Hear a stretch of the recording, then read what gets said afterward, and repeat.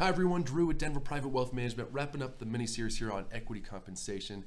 Today, hitting on non-qualified deferred compensation. Though not an equity-based compensation plan, it is certainly worth mentioning, as we do see a lot of non-qualified deferred comp plans in combination with other equity-based compensation plans, specifically for key employees of companies out there. So deferred compensation simply refers to any and all compensation plans that defer a portion of the income into the future, reducing your current taxable income. As mentioned, there's qualified, there's non-qualified. Qualified, we're thinking 401ks, pensions, profit sharing plans, things of that nature. These plans are protected by ERISA guidelines created in 1974. So there are fiduciary standards around access to these plans, contributions. They're protected from creditors. But non-qualified deferred compensation doesn't fall under ERISA guidelines. They're oftentimes referred to as golden handcuffs, as they're a retention tool for key talent and highly compensated employees within companies. So there's a few main benefits to hit on here. One would be the tax advantages. Oftentimes these are for folks that find themselves in high tax brackets now, anticipating being in a lower tax bracket in the future. The money that goes into these plans is tax deferred until distribution. Number two, you have unlimited contributions to these plans. Unlike qualified plans, you can throw a lot of money into these plans. There's no cap whatsoever on non-qualified deferred compensation.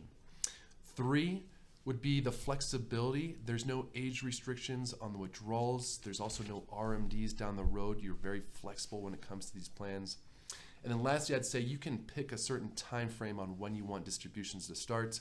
Oftentimes we see retirement age, but it could also be college education planning, could be buying a house, but you have that flexibility to pick a certain time frame for the distributions. So some great benefits there. Things to be aware of: unlike qualified plans, the money that goes into these non-qualified deferred comp plans are not going into separate accounts. They're commingled with company funds. So if there is a company hardship down the road, that could directly impact you and your plan. Also, if you leave your employer, you could potentially forfeit that non-qualified deferred compensation plan as well.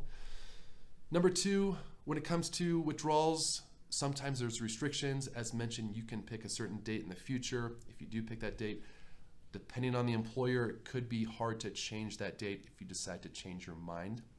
And then lastly, I'd say there are potentially investment restrictions with some of these plans. Again, depending on your employer, you could be just subject to company shares of stock. It could be just a select list of potentially expensive funds, but again, that's something to your specific situation. That's non-qualified deferred compensation, high level. If there's any questions on that, given your particular situation, as always, more than happy to be your resource. Hope you're having a great day, and we'll catch up soon. Take care.